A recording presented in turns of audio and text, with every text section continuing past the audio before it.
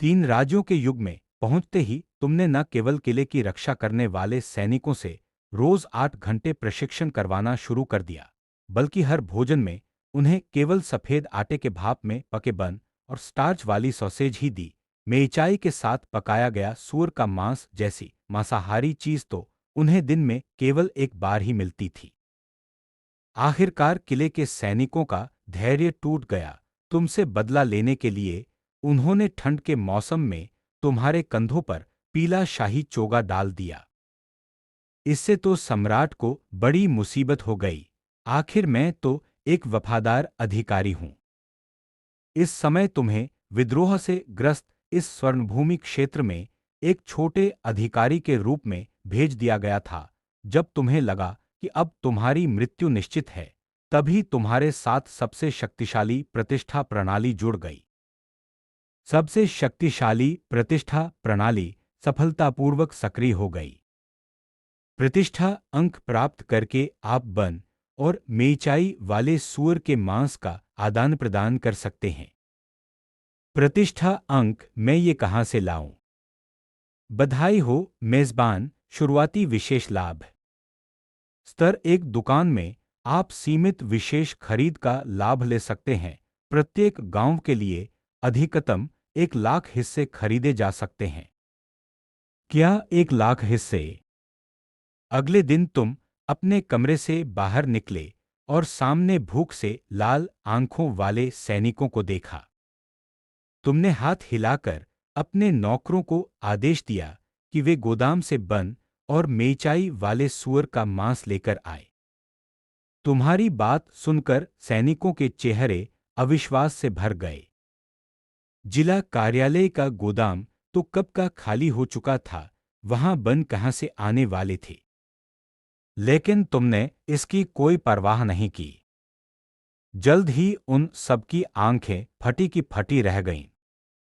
नौकर उत्साह से कई बड़े मटके उठाकर वापस आए। उन मटकों में भाप छोड़ते हुए सफेद आटे के बन भरे हुए थे, साथ ही बच्चों की बांध जितनी मोटी स्टार्च वाली सॉसेज भी थीं। यहां तक कि वहां से मेचाई वाले सूअर के मांस की गहरी और मोहक सुगंध भी आ रही थी। भूखे सैनिकों की आंखें फैल गईं। सभी एक साथ लार निगलने लगे। कुछ सैनिक खुद को रोक नहीं पाए और दौड़कर आए। उन्होंने मांस के टुकड़े उठाए और बड़े-बड़े कौरों में खाने लगे। उसी समय पास खड़ा युवा सेनानायक झांग लियाओ का चेहरा गंभीर हो गया। उसने अपनी कमर से घोड़े का चाबुक निकाला और उन सैनिकों पर बेरहमी से बरसाने लगा जो मांस लूट रहे थे। तभी 300 सैनिक व्यवस्थित रूप से पंक्ति बनाकर बन, स्टार्च वाली सॉसेज और मेचाई वाला सूअर का मांस लेने लगे। सभी सैनिक बड़े चाव से बन खा रहे थे, सॉसेज चबा रहे थे और चिकने लेकिन बिल्कुल भी उबाऊ न लगने वाले सूअर के मांस का स्वाद ले रहे थे। हर व्यक्ति के चेहरे पर खुशी और संतोष साफ झलक रहा था। लेकिन झांग लियाओ, जिसके हाथ में 2 सफेद बन थे, गहरी चिंता में डूबा हुआ था। इतना अच्छा भोजन तो उसने, जो स्वयं एक सैन्य अधिकारी था, भी जीवन में कुछ ही बार खाया था। झांग लियाओ की नजर में तुम एक भ्रष्ट अधिकारी थे। उसके अनुसार तुम्हारा एक साथ इतना सारा अच्छा भोजन निकाल पाना इस बात का संकेत था कि शायद यह उनके जीवन का आखिरी भोजन है। आखिर स्वर्ण विद्रोही सेना 3 महीनों से ग्वानचेंग को घेरे हुए थी। मदद के लिए कोई सेना नहीं आई थी। शहर में केवल 300 सैनिक थे। किसी भी हालत में वे दुश्मन को नहीं रोक सकते थे। झांग लियाओ को लगा कि तुम सैनिकों को भरपेट भोजन कराकर अंतिम निर्णायक युद्ध के लिए तैयार कर रहे हो। तुम उसके पास जाकर खड़े हो गए। वेन्युआन, तुम्हें भरपेट खाना चाहिए। इस शहर की रक्षा की जिम्मेदारी अब तुम्हारे कंधों पर है। झांग लियाओ ने गंभीरता से सिर हिलाया और उठकर तुम्हें गहरा प्रणाम किया। महाराज, इतना शानदार भोजन खाकर हम संतुष्ट हो चुके हैं। यह अधीनस्थ अभी भाइयों को लेकर शहर से बाहर निकलेगा और स्वर्ण सेना से अंतिम सांस तक लड़ेगा। उसकी बात समाप्त होते ही 300 सैनिक भी एक साथ खड़े हो गए। उनकी आंखों में युद्ध की ज्वाला जल रही थी। तुमने आश्चर्य से झांग लियाओ को देखा और असहाय होकर मुस्कुराए। वेन्युआन, तुम ज्यादा सोच रहे हो।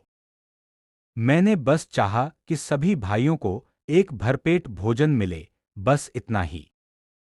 मैं वचन देता हूं कि आगे से हर दिन तुम लोगों का भोजन ऐसा ही होगा। 5 दिन बीत गए। शहर की दीवार पर बैठा झांग लियाओ बन खा रहा था, लेकिन उसके चेहरे पर अब भी उलझन थी। 5 दिन, पूरे 5 दिन, दिन में तीनों समय भोजन, और हर बार सफेद बन, स्टार्च वाली सॉसेज और मेचाई वाला सूअर का मांस। केवल 5 दिनों में तुमने 300 सैनिकों और स्वयं झांग लियाओ का दिल जीत लिया था।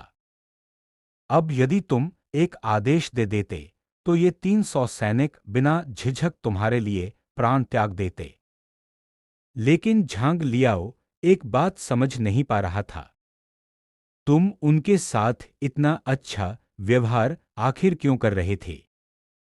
इन दिनों तुम भी खाली नहीं बैठे थे। तुमने शहर के सभी पुरुषों को किले की दीवारों की मरम्मत करने और रसद ढोने में लगा दिया था। बदले में उन्हें प्रतिदिन 3 समय भोजन मिलता था। हालांकि उनके लिए केवल सफेद बन और स्टार्च वाली सॉसेज असीमित मात्रा में उपलब्ध थी। और शहर की महिलाओं को भी तुमने नहीं छोड़ा। इस समय तुम सैकड़ों महिलाओं को एक गुप्त हथियार बनाने का निर्देश दे रहे थे। ग्वानचिंग चारों ओर से स्वर्ण सेना द्वारा घिरा हुआ था।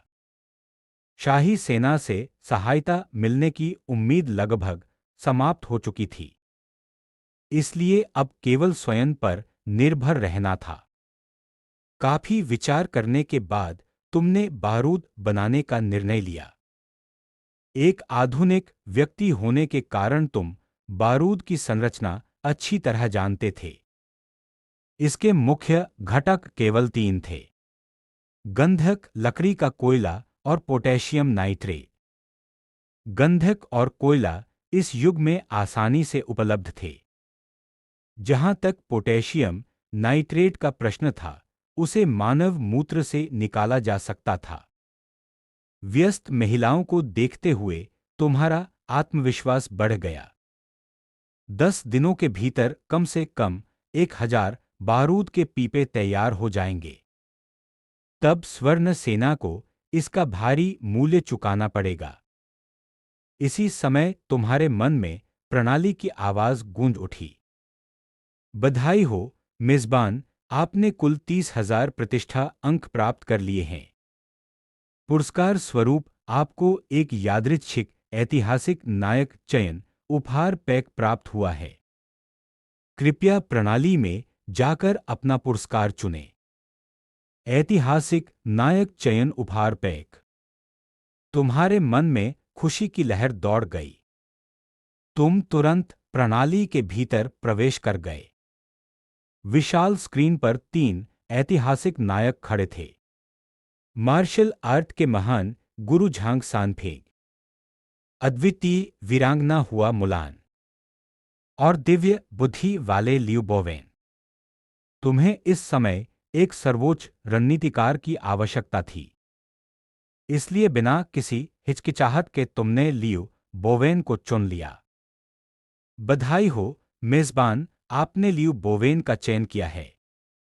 वर्तमान पहचान: ग्वांगचेंग का महान विद्वान, 3 राज्यों को विभाजित करने वाले झुगे लियांग और पूरे साम्राज्य को एक करने वाले लियू बोवेन। लियू बोवेन का साथ मिलने के बाद तुम्हें विश्वास था कि तुम पूरे देश को कम से कम 10 वर्ष पहले एकीकृत कर सकते हो। उसी समय तांग झोंक भागता हुआ आया। महाराज, बाहर एक व्यक्ति आया है, वह स्वयं को लियूजी कहता है और आपसे मिलना चाहता है। जल्द ही तांग झोंग एक दुबले पतले युवा को अंदर लेकर आया। उसकी लंबाई अधिक नहीं थी। चेहरे पर विद्वानों जैसी शालीनता थी। युवक ने आदरपूर्वक झुककर कहा, लियू जी अपने स्वामी को प्रणाम करता है। लियू बोवेन ने श्रद्धापूर्वक प्रणाम किया। तुम मुस्कुरा उठे। लगता है प्रणाली द्वारा बुलाए गए सभी ऐतिहासिक नायक तुम्हें अपना स्वामी मानते हैं। तुमने मुस्कुराते हुए लियू बोवेन को उठाया। गुरुवार स्वर्ण सेना ने शहर को 3 महीने से अधिक समय से घेर रखा है। उन्हें पीछे हटने का कोई इरादा नहीं दिख रहा। शहर में केवल 300 सैनिक हैं। संभवतः हम दुश्मन के कुछ ही आक्रमणों को रोक पाएंगे। क्या आपके पास कोई उपाय है? लियू बोवेन ने शांत स्वर में उत्तर दिया। स्वामी, मैं अभी-अभी शरणार्थी शिविर से होकर आया हूं। वहां कम से कम 1000 स्वस्थ और जवान पुरुष मौजूद हैं। यदि पर्याप्त भोजन उपलब्ध हो जाए तो उन्हें रक्षा सेना में शामिल किया जा सकता है। यद्यपि वे शरणार्थी हैं और उनकी युद्ध क्षमता अधिक नहीं है, लेकिन शहर की रक्षा के लिए वे पर्याप्त होंगे। तुम्हारी आंखें चमक उठी। सचमुच शहर में एक विशाल शरणार्थी शिविर भी था। ये सभी लोग स्वर्ण विद्रोह के कारण अपने घर छोड़ने पर मजबूर हुए थे। गुरुवर, आप सचमुच महान प्रतिभा हैं। यह कार्य मैं आपको सौंपता हूं। यह कहकर तुमने पास खड़े तांग झोंग की ओर देखा। तांग झोंग, तुम भी लियू साहब के साथ शरणार्थी शिविर जाओ और उनकी सहायता करो। शरणार्थी शिविर में हजारों शरणार्थी एकत्रित थे। उनके कपड़े फटे पुराने थे, चेहरे पीले और शरीर कुपोषित थे। लियू बोवेन ने उन लोगों को भावहीन चेहरे से देखा। उसकी आंखें ठंडी थीं। उसकी आवाज उससे भी अधिक ठंडी थी। सभी लोग ध्यान से सुनो। जिला अधिकारी महोदय अत्यंत दयालु हैं। उन्होंने तुम्हारे लिए भोजन तैयार कराया है। अब सभी लोग पंक्ति बनाओ और सफेद आटे के बन प्राप्त करो। जैसे ही लोगों ने सफेद आटे के बन शब्द सुने, सभी शरणार्थियों की आंखें चमक उठीं। क्षण भर में जो शिविर अभी तक सुई गिरने जितना शांत था, वहां भारी हलचल मच गई। कुछ युवा और ताकतवर पुरुष तो तेजी से आगे बढ़ते हुए बन छीनने की तैयारी करने लगे। इस सब की उम्मीद लियू बोवेन को पहले से ही थी। एक गंदा और फटेहाल आदमी दौड़ता हुआ लियू बोवेन के सामने आ गया। वह हाँफ रहा था और उसकी आंखों में तीव्र लालसा झलक रही थी। महाराज, मुझे बन दीजिए। लियू बोवेन मुस्कुराया, लेकिन उसकी आंखें बेहद ठंडी थीं। उसने कमर से लकड़ी का डंडा निकाला और पूरी ताकत से उस आदमी के सिर पर दे मारा। आदमी 2 बार दर्द से चीखा और जमीन पर गिरकर बेहोश हो गया। यह दृश्य देखकर जो जवान लोग बन छीनने के लिए आगे बढ़ रहे थे, वे सभी वहीं रुक गए। लियू बोवेन ने ठंडी आवाज में कहा, मुझे अपनी बात दूसरी बार दोहराना पसंद नहीं है। लाइन में लगो। हजारों शरणार्थी तुरंत 10 से अधिक लंबी कतारों में व्यवस्थित होकर खड़े हो गए और सफेद आटे के बन लेने लगे। यह देखकर लियू बोवेन संतोष से मुस्कुरा उठा। अगर जिला अधिकारी के लिए जान भी देनी पड़े तो हम खुशी खुशी दे देंगे। धत्तेरे की उस स्वर्ण सेना को उसी ने हमें बेघर कर दिया। शरणार्थी आपस में तरह तरह की बातें करने लगे। लियू बोवेन ने हाथ पीछे बांधे और पीछे की ओर देखा। तुरंत कुछ लोगों ने कई बड़े मटके उठाकर वहां ला रखे। उन मटकों में गर्मागर्म सफेद बनों के साथ साथ मांस की सुगंध छोड़ती हुई स्टार्च वाली सॉसेज भी थीं। बन और सॉसेज देखकर सभी शरणार्थियों की आंखें चमक उठीं। लेकिन कई दिनों की भूख एक बन से शांत नहीं हो सकती थी। सभी लोग तुरंत उठ खड़े हुए और स्वेच्छा से कतार बनाने लगे। लियू बोवेन ने गला साफ किया और कहा, महिलाएं और बच्चे लाइन में न लगे। जिला अधिकारी महोदय ने कहा है कि आज से तुम्हें प्रतिदिन एक समय भोजन मिलेगा। यह सुनकर बूढ़े, बीमार और कमजोर लोग निराश हो गए। वहीं युवा और बलवान पुरुष उत्साहित होकर अपनी मुट्ठियां कसने लगे। जल्द ही 1500 से अधिक युवा पुरुष कतार में खड़े हो गए। 2 घंटे की कड़ी जांच और चयन के बाद लियू बोवेन ने उनमें से केवल 1000 लोगों को चुना। पलक झपकते ही 10 दिन बीत गए। इन 10 दिनों के दौरान स्वर्ण सेना ने 3 बार प्राणों की परवाह किए बिना हमला किया, लेकिन हर बार उसे पीछे हटना पड़ा। शरणार्थी शिविर में फिर भोजन बांटने का समय आ गया। झांग हू सफेद बन हाथ में लेकर बड़े चाव से खा रहा था। उसके चेहरे पर संतोष साफ दिखाई दे रहा था। उसके आसपास कुछ और मैले कुचैले आदमी भी उसी तरह भोजन कर रहे थे। एक आदमी धीमी आवाज में बोला, 10 दिन हो गए, अब हमें कोई रास्ता निकालना होगा और शहर का फाटक खोलना होगा। सेना को शहर के अंदर लाना ही पड़ेगा। अगर और देर हुई तो कमांडर शू हमें मार डालेगा। झांग हू ने भौहें सिकोड़ ली। उसने हाथ में पकड़े स्वादिष्ट बन को अनिच्छा से देखा। लेकिन फिर उसे याद आया कि शहर के बाहर उनके हजारों साथी अब भी भूख और कठिनाइयों का सामना कर रहे हैं। उसने दांत भींचकर कहा, ठीक है, आज रात कार्रवाई करेंगे। उन्हें यह पता नहीं था कि कुछ दूरी पर एक बेहद दुबला पतला बूढ़ा आदमी उनकी पूरी बातचीत सुन रहा था। बूढ़े की आंखों में चमक आ गई। उसने मन ही मन सोचा, अगर मैं इन लोगों की खबर दे दूं तो यह बहुत बड़ा योगदान होगा। जिला अधिकारी मुझे ढेर सारे बन इनाम में जरूर देंगे। जल्द ही बूढ़ा शरणार्थी शिविर के प्रवेश द्वार पर पहुंचा और लियू बोवेन को ढूंढ लिया। महाराज लियू, मुझे एक अत्यंत महत्वपूर्ण बात बतानी है। उसने झांग हू और उसके साथियों की पूरी बातचीत बिना एक शब्द छोड़े लियू बोवेन को बता दी। सब सुनने के बाद सदैव शांत और बुद्धिमान रहने वाले लियू बोवेन का चेहरा भी गंभीर हो गया। यदि ये स्वर्ण सेना के जासूस सफलतापूर्वक शहर का द्वार खोल देते तो शायद उनमें से कोई भी जीवित नहीं बचता। उसने तुरंत किले की दीवार से 100 सैनिक बुलाए और सीधे शरणार्थी शिविर में घुस गया। झांग हू समेत स्वर्ण सेना के 8 जासूसों को पकड़कर कसकर बांध दिया गया। जहां तक सूचना देने वाले बूढ़े की बात थी, लियू बोवेन ने भी कंजूसी नहीं की। उसे सीधे 100 सफेद बन, 50 स्टार्च वाली सॉसेज और 10 कटोरे मेइचाई वाले सूअर के मांस के इनाम में दिए गए। उधर जिला कार्यालय के भीतर तुम महिलाओं के एक समूह को बारूद के पीपे बनवाने में व्यस्त थे। तभी लियू बोवेन तेजी से अंदर आया। उसके चेहरे पर उत्साह साफ झलक रहा था।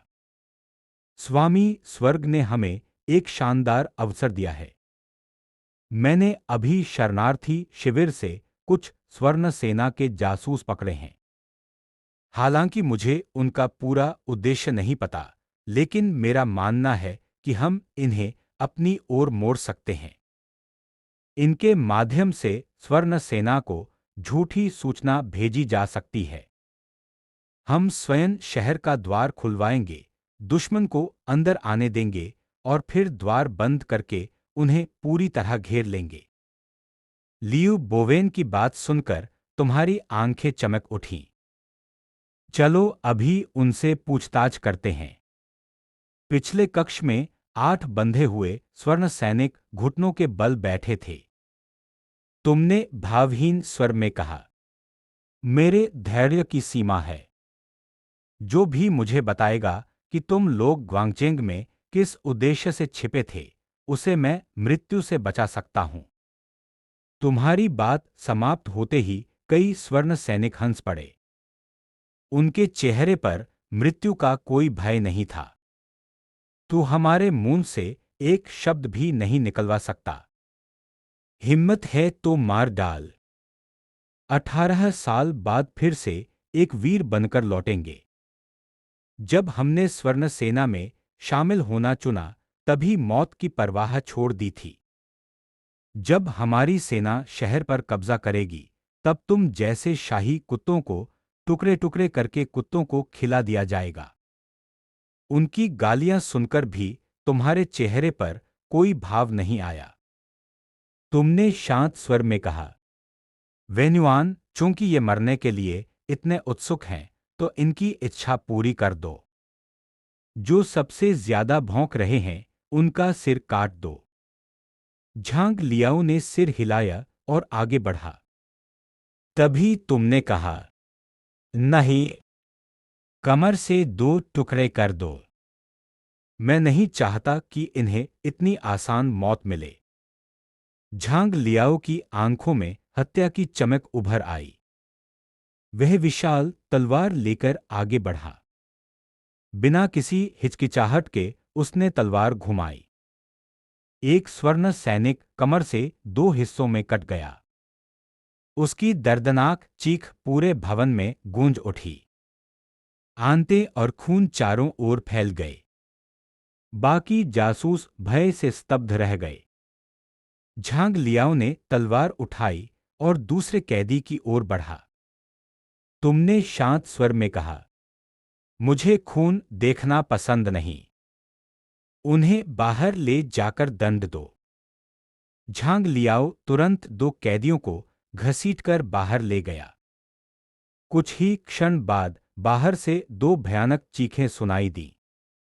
अब कक्ष में बचे 5 जासूसों के चेहरे पूरी तरह पीले पड़ चुके थे। उनमें से 2 तो डर के मारे अपने कपड़े तक गीले कर चुके थे। तुमने उनकी ओर इशारा किया, इन 2 डरपोकों को यहीं लटका दो। न खाना मिलेगा न पानी। बाकियों को मार डालो। झांग लियाओ ने तुरंत आदेश का पालन किया। 2 दिन बीत गए। जिला कार्यालय के पिछले कक्ष में 2 गंदे और थके हुए आदमी रस्सियों से लटके हुए थे। उनके चेहरे पीले पड़ चुके थे। भूख, प्यास और थकान ने उन्हें लगभग बेहोश कर दिया था। यहां तक कि उनकी सांसें भी बहुत कमजोर हो गई थीं। अचानक दोनों की नाक फड़क उठी। उन्होंने एक साथ दरवाजे की ओर देखा। दरवाजे पर एक युवा व्यक्ति खड़ा था, जिसने हरे रंग का लंबा वस्त्र पहन रखा था। उसके हाथ में मेइचाई वाले सूअर के मांस का एक कटोरा था। उसने कटोरा मेज पर रख दिया और शांत स्वर में कहा, मेरे पास समय कम है और धैर्य भी। एक आदमी तुरंत टूट गया। उसने कांपते हुए कहा, स्वर्ण सेना के कमांडर शू शाओएन ने हमें ग्वांगचेंग में घुसपैठ करने भेजा था। हमारा काम शहर का द्वार खोलना था ताकि सेना अंदर प्रवेश कर सके। हम 3 महीनों से यहां छिपे हुए थे, लेकिन शहर की सुरक्षा बहुत कड़ी थी। हमें कभी मौका नहीं मिला। तुम संतोष से मुस्कुराए। अच्छा, बहुत अच्छा। फिर तुमने दूसरे आदमी की ओर देखा। तुम कुछ और जोड़ना चाहते हो? वह आदमी जल्दी से बोला, महाराज, मैं अपने अपराधों का प्रायश्चित करना चाहता हूं। मैं आपकी सेवा करना चाहता हूं। शाओएन केवल बलवान है, बुद्धिमान नहीं। यदि थोड़ी चतुराई से काम लिया जाए तो उसे आसानी से ग्वांगचेंग के अंदर फंसाया जा सकता है। तुमने सिर हिलाया। फिर झांग लियाओ को संकेत दिया कि दोनों को नीचे उतार दिया जाए। कुछ देर सोचने के बाद तुमने कहा, झांग हुए, मेरे पास तुम्हारे लिए एक काम है। कुछ घंटों बाद एक परछाई चुपचाप शहर का द्वार खोलकर बाहर निकली और स्वर्ण सेना के शिविर की ओर दौड़ पड़ी। स्वर्ण सेना के मुख्य तंबू में एक सैनिक घुसा और बोला, कमांडर, शिविर के बाहर एक व्यक्ति आया है। वह स्वयं को झांग हू बता रहा है। उसका कहना है कि वह आपका विश्वसनीय आदमी है और अत्यंत महत्वपूर्ण सूचना लेकर आया है। शाओएन की आंखें चमक उठीं। उसने तुरंत आदेश दिया, उसे तुरंत अंदर लाओ। कुछ ही क्षणों बाद झांग हू तंबू के अंदर लाया गया। जैसे ही वह अंदर पहुंचा, वह घुटनों के बल गिर पड़ा और फूट फूट कर रोने लगा। झांग हू ने तुम्हारे सिखाए अनुसार आधा सच और आधा झूठ मिलाकर रोते हुए कहना शुरू किया, महासेनापति, हम 8 भाइयों ने बड़ी मुश्किल से रक्षक सेना में घुसपैठ की थी। आज रात आखिर हमें मौका मिल गया। हमने एक चाल चलकर उनके मुख्य रक्षक को काबू में कर लिया है। उसने आंखों से आंसू पोंछे। अब शहर के सारे रक्षक सैनिक पूरी तरह अराजकता में फंस गए हैं। मैंने शहर का द्वार खोल दिया है। कृपया तुरंत सेना लेकर शहर में प्रवेश कीजिए। यह सुनकर शाओएन अत्यंत प्रसन्न हो गया। उसने जोर से झांग हू के कंधे पर हाथ मारा। अच्छा, बहुत अच्छा। झांग हू, तुमने बहुत बड़ा काम किया है। मेरा आदेश सुनो। पूरी सेना तुरंत एकत्रित हो। आज ही शहर पर कब्जा करेंगे। 5000 स्वर्ण सैनिक उग्र लहरों की तरह खुले हुए शहर के द्वार की ओर टूट पड़े। शाओएन सबसे आगे घोड़े पर सवार होकर दौड़ा और सीधे बाहरी किलेबंदी के भीतर घुस गया। लेकिन जल्द ही उसे कुछ गड़बड़ महसूस हुई। भीतर का दूसरा द्वार कसकर बंद था। उसका दिल धक से रह गया। वह तुरंत पीछे मुड़ा और झांग हू को ढूंढने लगा, लेकिन वह कब का गायब हो चुका था। उसी समय शहर की दीवारों पर मशालें जल उठीं। एक विशाल पत्थर गर्जना के साथ नीचे लुढ़का और उनके पीछे वाले प्रवेश द्वार को पूरी तरह बंद कर गया। तुम किले की प्राचीर पर खड़े मुस्कुरा रहे थे। नीचे फंसी हुई स्वर्ण सेना पूरी तरह अफरातफरी में डूबी हुई थी। तुमने ऊंची आवाज में कहा, सेनापति शाओएन, 3 महीनों से तुम शहर को घेरे हुए थे। आखिर आज रात अंदर आ ही गए। तो बताओ कैसा लग रहा है? शाओएन का चेहरा तुरंत गहरे लाल रंग का हो गया। उसने क्रोध से तुम्हारी ओर उंगली उठाई। तुम दुष्ट अधिकारी! तुम केवल षड्यंत्र और चालें चलना जानते हो। यदि साहस है तो सामने आकर युद्ध करो। यह कहते हुए उसने धनुष उठाया और सीधे तुम्हारी ओर निशाना साधा। तीर हवा को चीरता हुआ तुम्हारे चेहरे की ओर आया। तुम घबराकर झटके से नीचे झुक गए। तीर तुम्हारे सिर की चमड़ी को छूता हुआ पीछे के स्तंभ में धंस गया। झांग लियाओ और लियू बोवेन डर के मारे पीले पड़ गए। दोनों तुरंत तुम्हारी ओर दौड़े, लेकिन तुमने उनकी परवाह नहीं की। तुमने अपने सिर को छुआ। जहां तीर छूकर निकला था, वहां जलन हो रही थी। क्षण भर में तुम्हारे भीतर क्रोध की आग भड़क उठी। तुम प्राचीर के किनारे पहुंचे और गरजकर बोले, मेरे आदेश के बिना कोई भी हाथ नहीं उठाएगा। श्याओएन को मैं स्वयं हराऊंगा। तुमने भारी बारूद का पीपा उठाया। कुछ तेज कदमों में दीवार के किनारे पहुंचे। पीपे की बत्ती जल रही थी और उससे चिंगारियां निकल रही थीं। तुमने हाथ घुमाकर पूरा पीपा नीचे फेंक दिया। नीचे खड़ा श्याओएन आंखें सिकोड़कर उसे देख रहा था।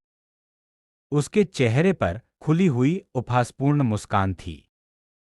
उसे विश्वास ही नहीं था कि तुम जैसा कमजोर दिखने वाला विद्वान किसी लकड़ी के पीपे से उसे नुकसान पहुंचा सकता है।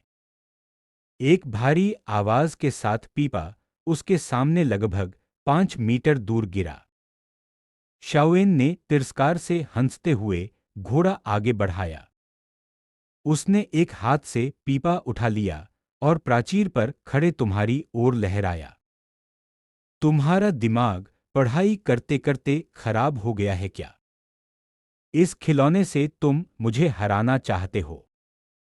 अपनी गर्दन साफ करके तैयार रखना। जब मैं दीवार पर चढ़ूंगा तो तुम्हें टुकड़े टुकड़े कर दूंगा।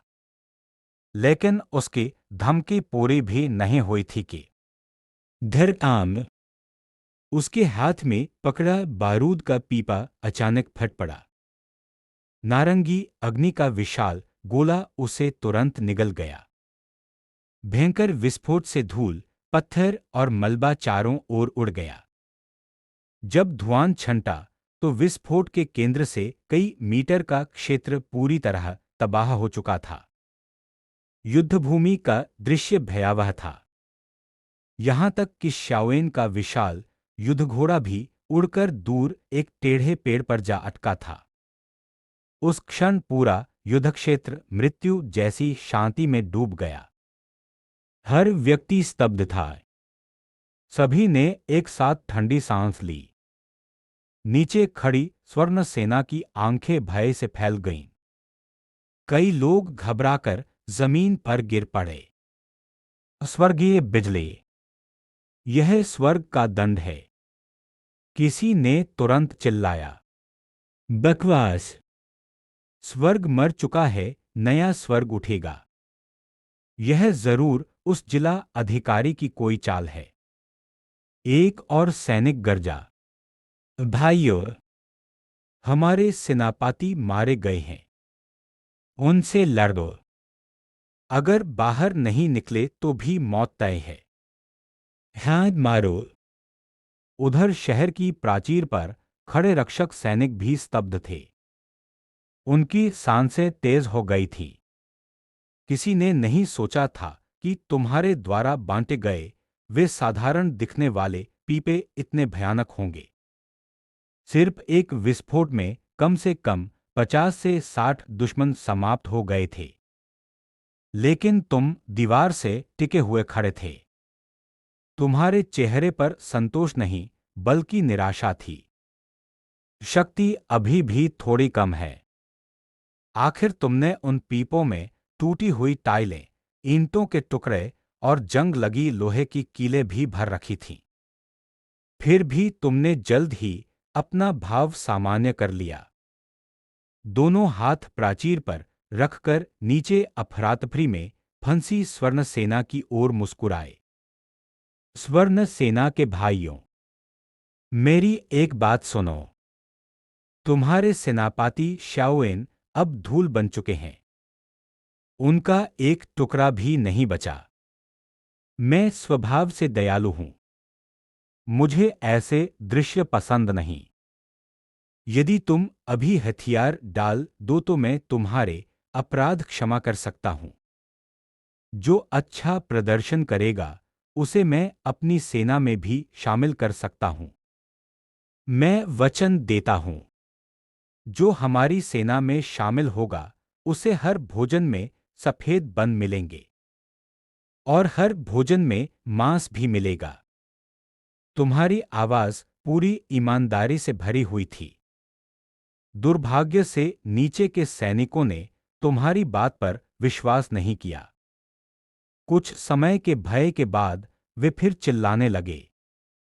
एक उद्दंड सैनिक गरजा, बड़ी बड़ी बातें मत करो। अगर मैं तुम्हारी एक बात भी मान लूं तो अपना उपनाम बदल दूंगा।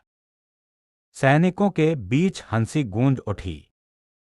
मौत से हमें डर नहीं लगता। हम पहले ही अपना सिर हथेली पर रखकर चले हैं। आज तुम्हें दिखाएंगे कि असली साहस क्या होता है। हम अब भी 5,000 हैं। लाशों का ढेर लगाकर भी हम दीवार तक पहुंच जाएंगे और तुम्हें पकड़कर कुचल देंगे। इन अपमानजनक गालियों को सुनकर तुम क्रोधित नहीं हुए, बल्कि तुम्हारे चेहरे पर एक विचित्र मुस्कान उभर आई। बहुत अच्छा है। लगता है बिना कड़ी सीख के तुम लोगों को समझ नहीं आएगी। तुमने हल्का सा गला साफ किया। आवाज बहुत ऊंची नहीं थी, लेकिन पूरे किले में स्पष्ट सुनाई दी। पहली टुकड़ी, बारूद के पीपे तैयार करो। उन्हें उड़ा दो। आदेश मिलते ही 100 सैनिक आगे बढ़े। वे पहले से तैयार खड़े थे। उन्होंने जलते हुए बारूद के पीपे उठाए और नीचे भीड़ में फेंक दिए। जब स्वर्ण सैनिकों ने 100 जलते हुए पीपों को आकाश से गिरते देखा, तो अभी तक वीरता दिखा रहे उनके चेहरे तुरंत सफेद पड़ गए। वे रोते चिल्लाते इधर-उधर भागने लगे। लेकिन वह जगह इतनी छोटी थी कि भागकर जाते भी कहां। धरगाम धरगाम धरगाम धरगाम। लगभग एक साथ 100 विस्फोट हुए। धरती कांप उठी। पूरा शहर हिल गया। प्राचीर पर खड़े सैनिक तक अपने पैरों पर मुश्किल से टिक पा रहे थे। ऐसा लग रहा था मानो भूकंप आ गया हो। दुश्मनों द्वारा तुम्हें गालियां देते सुनकर शहर की सेना क्रोध से भर उठी। उन्हें गाली दी जाती तो शायद वे सह लेते, लेकिन जिस व्यक्ति ने उन्हें भोजन दिया, सम्मान दिया और जीवन दिया, उसका अपमान वे सहन नहीं कर सकते थे। एक दलपती गरज उठा। सेनापति, आदेश दीजिए। इन कृतघ्न लोगों ने हमारे स्वामी का अपमान किया है। मैं अब और सहन नहीं कर सकता। जो हमारे स्वामी का अपमान करे, उसे कभी क्षमा नहीं किया जाएगा। 1,300 सैनिकों ने एक साथ गर्जना की। उनका उत्साह आसमान छू रहा था। झांग लियाओ के भीतर भी क्रोध धधक रहा था। वह अच्छी तरह जानता था कि तुमने इन सैनिकों के साथ कैसा व्यवहार किया है। अब जब कोई उसके सामने तुम्हारा अपमान कर रहा था, तो वह इसे सह नहीं सकता था। उसने धीरे धीरे अपना दाहिना हाथ उठाया। उसकी आवाज बर्फ जैसी ठंडी थी। धनुर्धर, तैयार हो जाओ। जैसे ही झांग लियाओ तीर चलाने का आदेश देने वाला था, उसके पीछे से एक परिचित आवाज सुनाई दी। रुको, स्वामी आ गए हैं। तुम्हें देखते ही 1,300 सैनिकों की हत्या की भावना पल भर में गायब हो गई। सभी एक साथ घुटनों के बल बैठ गए। महाराज को प्रणाम। तुमने आगे बढ़कर झांग लियाओ को उठाया। फिर तुम्हारी नजर पूरे मैदान पर घूमी और अंत में नीचे खड़े बंदियों पर जाकर ठहर गई। तुम्हारी आवाज ठंडी थी। सभी लोग सुनो। मेरा नाम तांग यू है। तुम लोगों को आखिर चाहिए ही क्या? सिर्फ 2 चीजें, भोजन और कपड़े। यह कहते हुए तुमने पीछे खड़े बूढ़े सेवक तांग झोंग को इशारा किया। अगले ही क्षण दर्जनों नौकर कई बड़े बड़े गर्म पानी के मटके उठाकर बंदी शिविर में ले आए। जैसे ही ढक्कन खोले गए, सफेद आटे के बनों की सुगंध, स्टार्च वाली सॉसेज की मांसल खुशबू और मेचाई वाले सूअर के मांस की लाजवाब महक क्षण भर में पूरे शिविर में फैल गई। सभी बंदियों की आंखें चमक उठीं। कई लोगों की आंखें तो लालच से हरी पड़ गईं। वे अनायास ही बार बार लार निगलने लगे। उनकी प्रतिक्रिया देखकर तुम संतुष्ट होकर मुस्कुराए। सब लोग लाइन बनाकर खड़े हो जाओ। एक एक करके सबको मिलेगा। मैं जो कहता हूं उसे निभाता हूं। बंद मिलेंगे, मांस मिलेगा और पेट भरकर मिलेगा। बंदी टूट पड़े। वे भेड़ियों की तरह खाने लगे। कई लोग खाते खाते रोने लगे। हे भगवान, इतना स्वादिष्ट खाना! मैंने अपनी पूरी जिंदगी में पहली बार मांस खाया है। महाराज तांग, मुझसे गलती हो गई। मुझे आपको गाली नहीं देनी चाहिए थी। किसी ने कड़वी हंसी के साथ कहा। कितनी विडंबना है। हम स्वर्ण सेना में इसलिए शामिल हुए थे ताकि पेट भर सके। लेकिन पेट भर खाना तो हमें बंदी बनने के बाद मिला। और मांस भी। तुम हाथ पीछे बांधकर खड़े रहे। अपने प्रतिष्ठा अंकों को तेजी से बढ़ते देखकर तुम्हारा मूड बेहद अच्छा हो गया। उसी समय तांग झोंग एक बलिष्ठ युवक को लेकर आया। महाराज, यही वह व्यक्ति है जिसने सबसे पहले विद्रोह भड़काया था। इसका नाम शू हुआंग है। यह आपसे क्षमा मांगने आया है। तुमने सामने खड़े युवक को ध्यान से देखा। उसकी लंबाई लगभग 6 फुट 3 इंच से भी अधिक थी। चेहरा कठोर था। पूरा शरीर लोहे जैसी मांसपेशियों से भरा हुआ था। युवक तुरंत झुक गया। अपराधी सेनापति शू हुआंग आपके सामने उपस्थित है। उसके चेहरे पर शर्म साफ दिखाई दे रही थी। वह घुटनों पर बैठने ही वाला था कि तुमने उसे रोक लिया। यह अपराधी एक समय के लिए भ्रमित हो गया था। मैं मृत्यु का पात्र हूं। लेकिन तुम्हारे मन में उत्साह उमड़ पड़ा।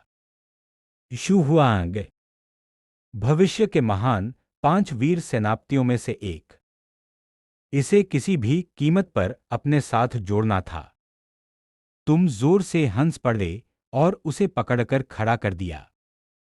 अरे बूढ़े शू, इतनी औपचारिक बातें मत करो। अब हम सब अपने ही लोग हैं। गुठो, मैं वादा करता हूं, जब तक तुम मेरे साथ हो सभी भाइयों को रोज अच्छा खाना मिलेगा। शू हुआंग की आंखें लाल हो गईं। वह भावुक होकर फिर घुटनों पर बैठ गया। उसने लगातार 3 बार जमीन पर सिर टेका। उसकी आवाज भर्रा गई थी। महाराज, आपने मुझे ठुकराया नहीं। इस उपकार को मैं जीवन भर नहीं भूलूंगा। शू हुआंग अपने स्वामी को प्रणाम करता है। तुम मुस्कुराते हुए उसे फिर खड़ा करने लगे। पास खड़ा झांग लियाओ यह दृश्य देखकर भीतर से बेचैन हो उठा। लियू बोवेन तो लोगों के मन पढ़ने में माहिर था। वह तुरंत झांग लियाओ को पकड़कर आगे ले आया। स्वामी, पुराने झांग भी आपकी सेवा करना चाहते हैं। बस इनकी शर्मीली प्रकृति के कारण ये कह नहीं पा रहे थे। तुमने तुरंत झांग लियाओ की ओर देखा। तुम्हारी आंखें वैसी थीं जैसे 30 साल से भूखा भेड़िया किसी मेमने को देख रहा हो। झांग लियाओ तुरंत समझ गया। वह एक घुटने पर बैठ गया। उसकी आवाज सम्मान से भरी हुई थी। झांग लियाओ अपने स्वामी को प्रणाम करता है। तुमने दोनों हाथों से झांग लियाओ और शू हुआंग को उठाया। तुम्हारी हंसी पूरे भवन में गूंज उठी। एक ही दिन में तुमने महान 5 वीर सेनापतियों में से 2 को अपने अधीन कर लिया था।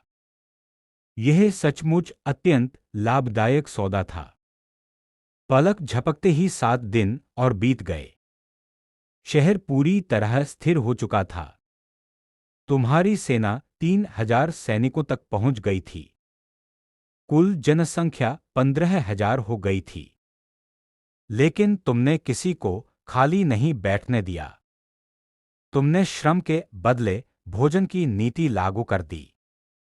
पूरा शहर एक विशाल निर्माण स्थल बन गया। हर जगह काम चल रहा था और तुम्हारी प्रतिष्ठा प्रतिदिन 50,000 अंकों की दर से बढ़ रही थी। उस दिन तुम सुरक्षा टोपी पहनकर निर्माण कार्य का निरीक्षण कर रहे थे। अचानक दूर क्षितिज पर धूल का विशाल गुबार उठा। गर्जन जैसी घोड़ों की टापें सुनाई देने लगी। धरती तक कांप उठी। तुम्हारा चेहरा बदल गया। लियू बोवेन चिल्लाया, बुरा हुआ। घुड़सवार सेना कम से कम 2,000 सवार हैं। तुमने तुरंत आदेश दिया, सभी लोग शहर के भीतर लौट जाओ। रक्षक सेना युद्ध की तैयारी करे। धूल के बादलों के बीच एक विशाल ध्वज दिखाई दे रहा था। उस पर लियू का चिन्ह बना हुआ था। मित्र या शत्रु कोई नहीं जानता था। शहर की दीवार पर खड़े तुम गंभीर दिखाई दे रहे थे। झांग लियाओ और शू हुआंग 2 द्वारपाल देवताओं की तरह तुम्हारे दोनों ओर खड़े थे। घुड़सवार सेना लगातार नजदीक आती जा रही थी। आखिर तुमने ध्वज को साफ देखा। मुख्य ध्वज के अलावा कुछ अन्य ध्वजों पर लिखा था, पिंगजुआन और लियू बेई। तुमने तुरंत सिर हिलाया। असंभव। सबसे पहले तो पिंगयुआन यहां से सैकड़ों मील दूर था। दूसरे, इतनी विशाल 2,000 घुड़सवारों की सेना किसी साधारण व्यक्ति के बस की बात नहीं थी। कुछ देर बाद सेना शहर से लगभग 3 ली दूर रुक गई। फिर 3 सवार आगे बढ़े और शहर के नीचे पहुंचे। बाएं ओर का व्यक्ति, लाल चेहरे वाला, लंबी दाढ़ी वाला, तीखी आंखों वाला और हाथ में विशाल हरी ड्रैगन चंद्र तलवार लिए हुए था। वह अत्यंत प्रभावशाली दिखाई दे रहा था। दाएं ओर का व्यक्ति, विशाल शरीर वाला, घने बालों वाला, काले कोयले जैसा रंग और हाथ में लंबा भाला लिए हुए था। उसके पूरे शरीर से भयंकर आभा निकल रही थी। बीच का व्यक्ति, शांत चेहरे वाला, लंबे कानों वाला, हाथ घुटनों तक पहुंचते थे और चेहरे पर सौम्य मुस्कान थी। तुमने अपनी आंखें मली। मैंने सही देखा है ना? ये लियू बेई, गुआन यू और झांग फेई हैं। लेकिन ये यहां कैसे आ गए? और लियू बेई जैसे साधारण व्यक्ति के पास 2,000 घुड़सवार कहां से आ गए? तभी नीचे खड़े लियू बेई ने सिर उठाकर जोर से हंसा। हा, भाई तांग, काफी समय हो गया। क्या तुम्हें अपना पुराना सहपाठी लियू शुआनदे याद है? पुरानी यादें तुम्हारे मन में उमड़ पड़ी।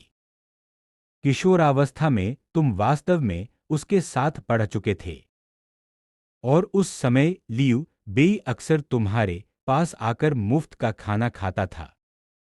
यह याद आते ही तुम भी हंस पड़े। तो यह तुम हो शुआनदे भाई। शहर का द्वार खोलो। जिला कार्यालय के भीतर तुम और लियू बेई औपचारिक मुस्कानों के साथ बातचीत कर रहे थे। तुमने मुस्कुराकर पूछा, शुआनदे भाई, तुम्हारा पिंगयुआन यहां से कई 100 मील दूर है। तुम सेना लेकर यहां कैसे पहुंच गए? लियू बेई ने मुस्कुराते हुए कुछ सामान्य उत्तर दिया। लेकिन तुम्हारी आंखों में सावधानी बनी रही। तुम मन ही मन सोच रहे थे, यह आदमी सच नहीं बोल रहा।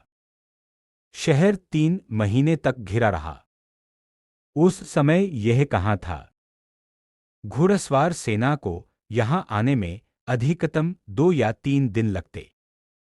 अब आना स्पष्ट रूप से अवसर देखकर लाभ उठाने जैसा है। तुम कुछ और पूछते, उससे पहले ही झांग फेई अधीर हो गया। उसने अपने विशाल हाथ से मेज पर जोरदार प्रहार किया। धड़काम। मजबूत लकड़ी की मेज तुरंत टुकड़े टुकड़े हो गई। झांग फेई गरजा। जिला अधिकारी तांग, इतनी बेकार बातें बंद करो। हम इतनी दूर से आए हैं। हम भूख से मर रहे हैं। सुना है तुम्हारी सेना रोज सफेद बन और मोटा मांस खाती है। जल्दी खाना परोस। इतना कंजूस और दिखावटी मत बन। तुम्हारे चेहरे की मुस्कान तुरंत जम गई। यह झांग फेई सचमुच बहुत उदंड था। तुम्हारे सामने, तुम्हारे ही क्षेत्र में इतनी बदतमीजी, धृष्टता। तुम्हारे पीछे खड़े झांग लियाओ और शू हुआंग एक साथ आगे बढ़े। दोनों की शक्तिशाली आभा तुरंत झांग फेई पर केंद्रित हो गई। झांग लियाओ ठंडे स्वर में बोला, मेरे स्वामी के साथ ऐसा व्यवहार करने की हिम्मत कैसे हुई?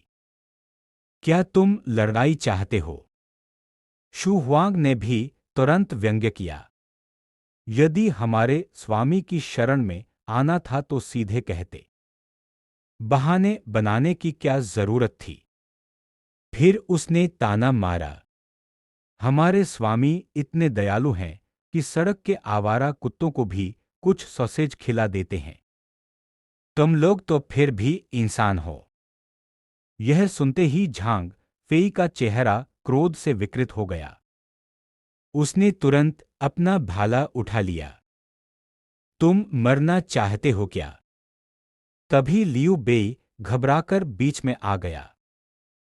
तीसरे भाई रुक जाओ। उसने तुरंत तुम्हारी ओर झुककर प्रणाम किया। भाई तांग, कृपया क्रोधित मत होइए।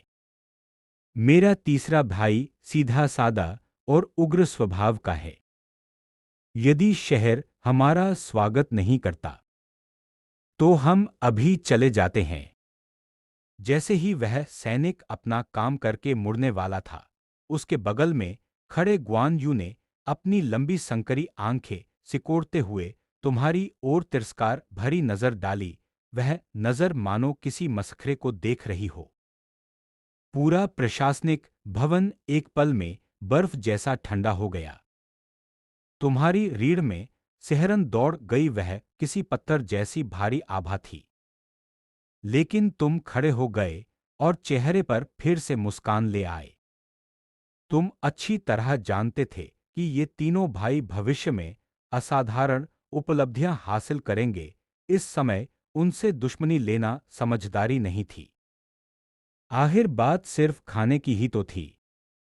तुम्हारे लिए ऐसी चीजों की कोई कमी नहीं थी, उल्टा इससे तुम्हारी प्रतिष्ठा भी बढ़ती थी। भाई श्वानदे, रुकिए, आप दूर से आए मेहमान हैं, भला आपकी खातिरदारी किए बिना कैसे जाने दूं? तुमने मुड़कर आदेश दिया। लाओ झांग, तुरंत स्टीम बन, स्टार्च सॉसेज और मेकाई पोर्क तैयार करवाओ। शहर के बाहर मौजूद भाइयों की दावत होगी। लाओ शू, तुम रसोई में जाओ और उनसे कहो कि कुछ विशेष व्यंजन भी तैयार करें। शू हुआंग ने चिंतित होकर गुआन यू और झांग फेई की ओर देखा। महाराज, बेहतर होगा मैं यहीं रहकर आपकी रक्षा करूं। तुमने सिर हिलाया। जरूरत नहीं, जैसा कहा है वैसा करो। तुम मन ही मन जानते थे कि यदि सचमुच लड़ाई छिड़ गई तो वे दोनों यहां मौजूद होते हुए भी तुम्हारी रक्षा नहीं कर पाते। शहर के बाहर झांग लियाओ अपने लोगों के साथ दर्जनों बड़े पानी के मटके लेकर पहुंचा। भाइयों, हमारे स्वामी तांग यू ने आप सबको भोजन के लिए आमंत्रित किया है। बाहर खड़े 2000 घुड़सवारों के चेहरों पर उपहास था। गुआनचेंग तो अपनी गरीबी के लिए मशहूर है। यहाँ का मजिस्ट्रेट खुद ढंग के कपड़े नहीं पहन सकता। हमें क्या खिलाएगा? जंगली सब्जियों के गोले। मुझे तो लगता है जंगली सब्जियों का सूप होगा। अगर जरा भी मांस निकला तो मैं अपना सिर खुद काट दूंगा। झांग लियाओ ने कोई जवाब नहीं दिया। उसने सीधे मटकों के ढक्कन खोल दिए। क्षण भर में ताज़ा बने सफ़ेद बन, तेल से चमकते स्टार्च सॉसेज और सुगंधित मेइकाई पोर्क की खुशबू हवा में फैल गई। वह लाजवाब सुगंध ऐसी थी कि 2000 घुड़सवारों की हंसी तुरंत गायब हो गई। सभी की आंखें फटी रह गईं। उनके मुंह से अनायास लार टपकने लगी। झांग लियाओ मुस्कुराया। उसकी आवाज में दिखावा साफ झलक रहा था।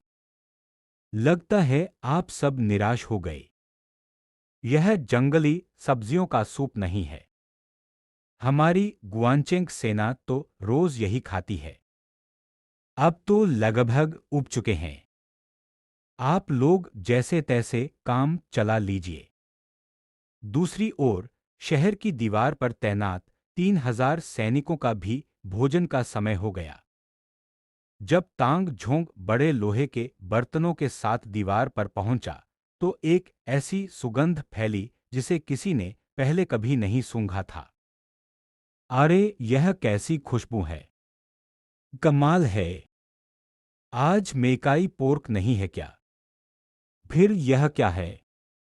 जल्द ही हर सैनिक को एक बड़ा कटोरा नूडल्स और एक छोटा कटोरा रंग-बिरंगी मिठाई मिली। सैनिक वांग दाली ने खट्टे स्वाद की खुशबू छोड़ते नूडल्स को देखा और झिझक गया। यह कहीं खराब तो नहीं हो गया? उसने सावधानी से एक कौर लिया। अगले ही पल उसकी आंखें फैल गईं। खट्टा तीखा ताजगी भरा स्वाद। नूडल्स लचीले और बेहद स्वादिष्ट थे। अंदर मौजूद गोमांस के टुकड़े इतने नरम थे कि मुंह में घुल जाते थे। स्वादिष्ट, बहुत ही स्वादिष्ट। कुछ ही मिनटों में उसने पूरा कटोरा साफ कर दिया। यहां तक कि शोरबे की एक बूंद भी नहीं छोड़ी। फिर उसने मिठाई का कटोरा उठाया। एक चम्मच खाते ही उसके चेहरे पर आनंद छा गया। मीठे फल, गाढ़ा दही, ठंडी बर्फ और कुरकुरे मेवे, सभी स्वाद एक साथ मुंह में फूट पड़े। वांग दाली उत्साह में चिल्ला उठा। कमाल है! ऐसे स्वामी के पीछे चलना जीवन सफल होने जैसा है। पूरी दीवार पर मौजूद सैनिक खुशी से भर उठे। है।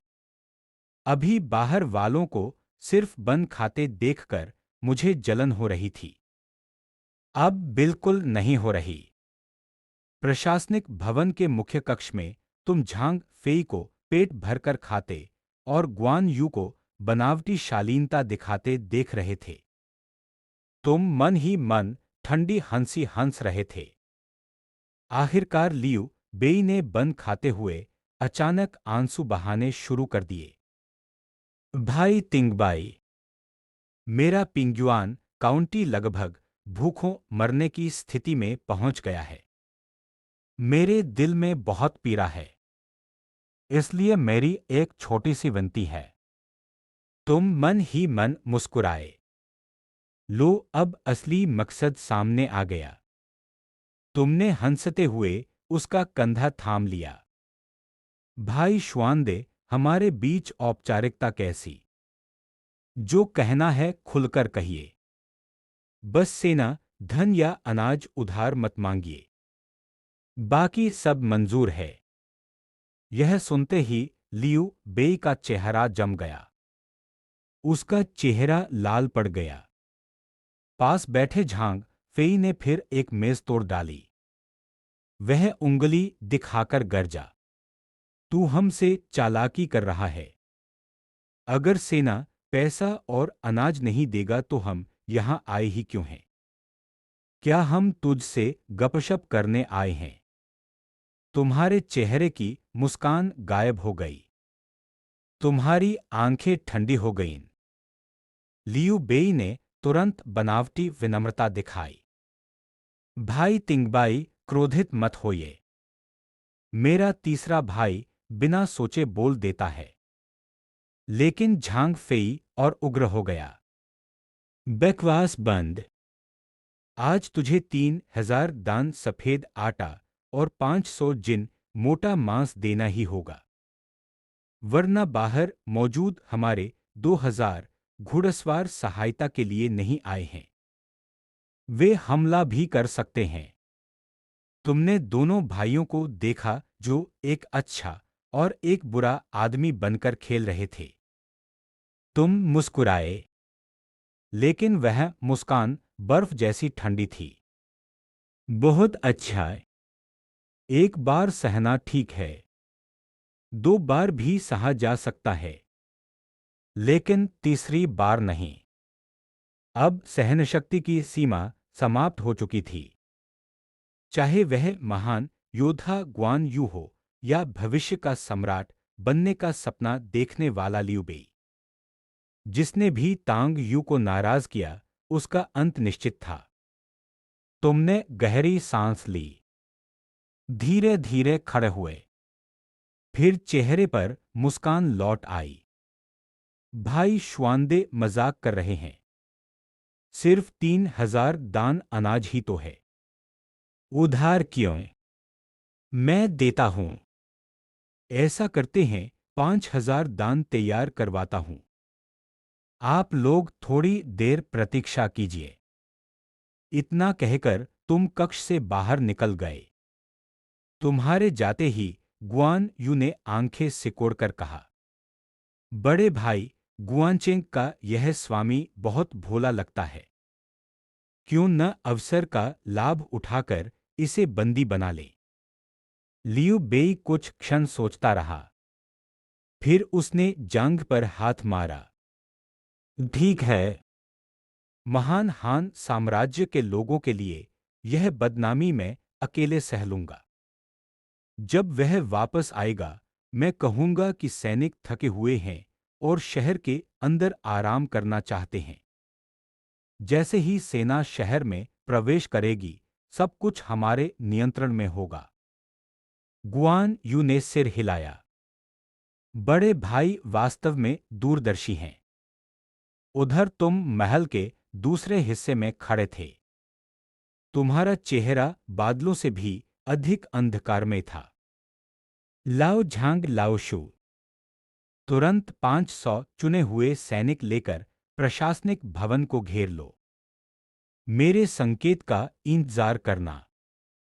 फिर इन तीनों भाइयों को गिरफ्तार कर लेना। आज्ञा का पालन होगा।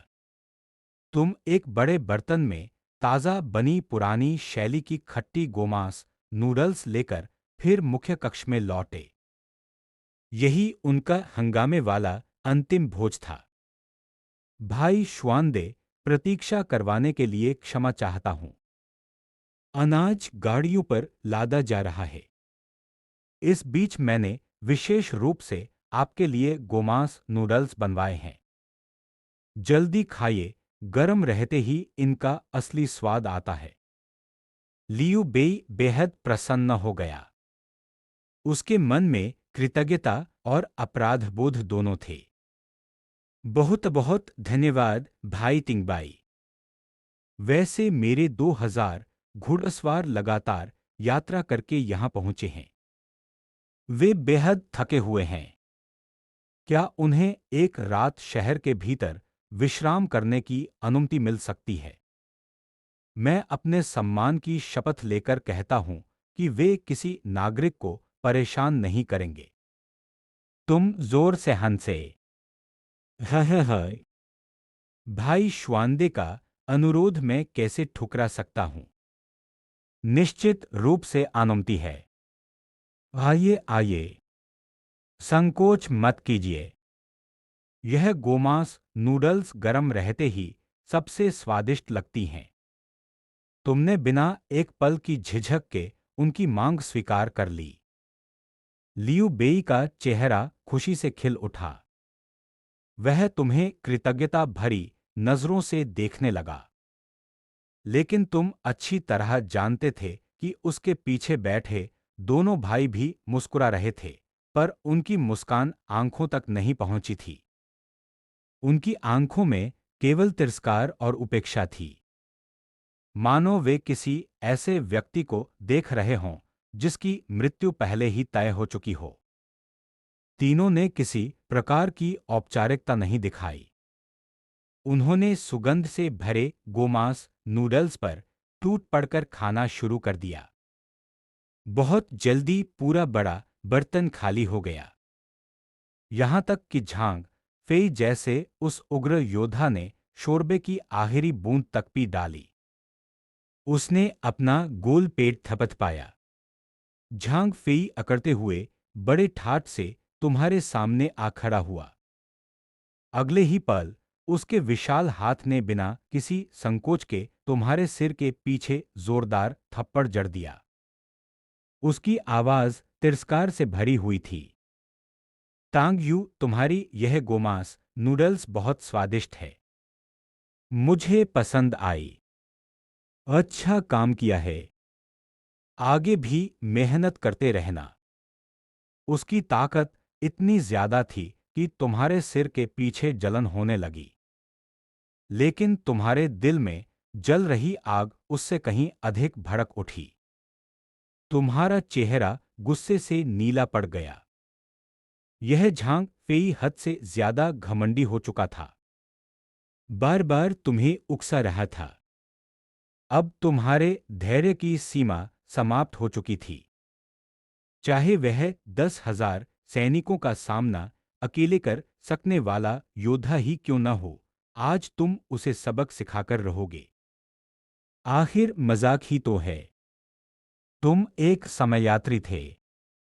क्या किसी प्राचीन काल के उग्र योद्धा से डरने वाले थे? अचानक झांग फेई का क्रोध भी फूट पड़ा। उसने लोहे की पकड़ जैसी मजबूत उंगलियों से तुम्हारा कॉलर पकड़ लिया और तुम्हें ऐसे उठा लिया जैसे कोई मुर्गी का बच्चा उठाता हो। तीसरे भाई लियू बेई और ग्वान यू एक साथ चिल्ला उठे। उसी समय प्रशासनिक भवन के बाहर अचानक गगनभेदी शोर सुनाई दिया। अगले ही पल मुख्य द्वार जोर से खुला।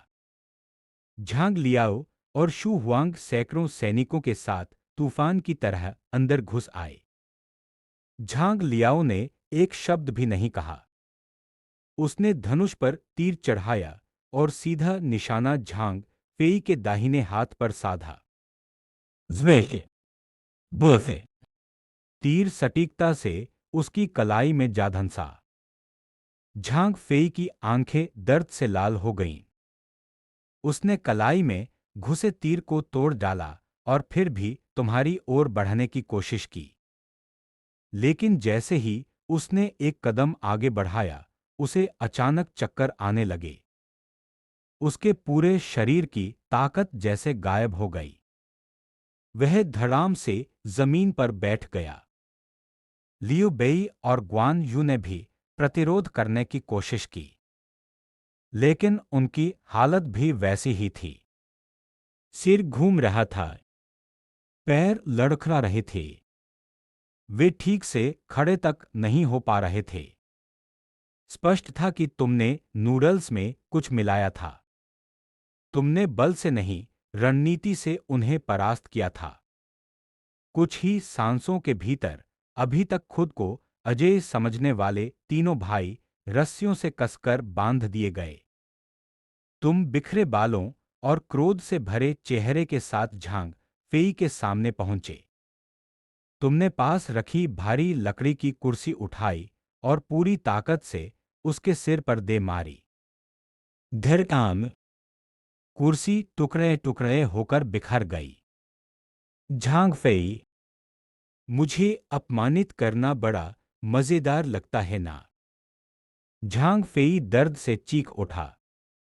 उसकी घायल आंख से खून और पानी बह रहा था। उसकी हालत बेहद दयनीय हो चुकी थी। जमीन पर पड़े लियू बेई ने लाल आंखों से चिल्लाते हुए कहा, पुराने मित्र, यह सब क्या है? हम इतनी दूर से तुम्हारी सहायता करने आए थे और तुम मेहमानों के साथ ऐसा व्यवहार कर रहे हो। तुमने उपहास भरी मुस्कान के साथ उसकी ओर देखा, मानो किसी मूर्ख व्यक्ति को देख रहे हो। तुम्हें शर्म नहीं आती? तुम लोग इतनी दूर से आए। मैंने बढ़िया भोजन और सम्मान से तुम्हारी खातिरदारी की। तुम्हारे घुड़सवारों को भी पेट भरकर खिलाया। क्या मैंने अपनी मेजबानी में कोई कमी छोड़ी? लेकिन तुम लोगों ने क्या किया? झांग फेई बार बार मेरा अपमान करता रहा और तुमने अनदेखा किया। मैं शुरू से तुम लोगों से दुश्मनी नहीं चाहता था, लेकिन तुमने खुद मुसीबत को बुलाया है। अब इसके लिए मुझे दोष मत देना। इतना कहकर तुमने एक सैनिक के हाथ से इस्पाती तलवार छीन ली। तुम स्वयं इन तीनों को दंडित करने वाले थे। आखिर एक समयात्री होकर यदि कुछ महान योद्धाओं को परास्त न कर सके तो फिर समयात्रा का क्या लाभ? तभी अचानक एक आवाज सुनाई दी, महाराज रुकिए। लियू बोवेन तेजी से अंदर आया। उसका चेहरा गंभीर था। महाराज, कृपया कुछ पल अकेले बात कीजिए। तुमने भौहें सिकोड़ ली। अभी अभी तुमने इन तीनों को दंड देने का निश्चय किया था। इस समय लियू बोवेन क्यों आया? श्रीमान लियू, जो भी बात है बाद में कहिए। पहले मैं इन तीनों को सबक सिखाऊंगा। तुम्हारी आवाज क्रोध से भरी हुई थी। लेकिन लियू बोवेन तेजी से तुम्हारे पास आया और धीमे स्वर में बोला, महाराज कृपया शांत हो जाइए। ये तीनों असाधारण योद्धा हैं। इन्हें मार देना या नष्ट कर देना बहुत बड़ी क्षति होगी। मेरे पास एक विचार है। इतना कहकर वह लगभग तुम्हें खींचते हुए बाहर ले गया। बाहर पहुंचकर उसने गंभीर स्वर में पूछा, महाराज, मैं आपसे एक प्रश्न पूछना चाहता हूं। क्या आप जीवन भर सिर्फ एक छोटे और सुरक्षित काउंटी मजिस्ट्रेट बनकर रहना चाहते हैं, या फिर एक महान शासक बनकर पूरे मध्य प्रदेश पर अधिकार करना चाहते हैं? तुमने भौं उठाई। आप क्या कहना चाहते हैं? सीधे कहिए। लियू बोवेन ने गहराई से झुककर प्रणाम किया। महाराज, यदि आप सिर्फ एक छोटे अधिकारी बनकर रहना चाहते हैं तो जाइए और अभी उन्हें दंडित कर दीजिए। मैं आपको नहीं रोकूंगा। लेकिन यदि आप पूरे देश पर अधिकार करने का सपना देखते हैं तो ऐसा हरगिज मत कीजिए। लियू बेई शाही परिवार से जुड़ा हुआ है। ग्वान यू और झांग फेई अतुलनीय योद्धा हैं। उन्हें नष्ट करना वास्तव में दुर्भाग्यपूर्ण होगा। तुम चुप हो गए, लेकिन दिल का गुस्सा अभी भी शांत नहीं हुआ था। तभी अचानक तुम्हारी आंखों में चमक आ गई। तुम्हारे दिमाग में एक और भी बेहतर योजना आ गई। किसी को हराने से अधिक आनंद उसके मनोबल को तोड़ने में था। तुम्हारा क्रोध तुरंत गायब हो गया। तुम मुस्कुराते हुए लियू बोवेन की ओर देखने लगे। श्रीमान, आप सचमुच महान प्रतिभा हैं। आपने मुझे सही समय पर सही बात समझाई।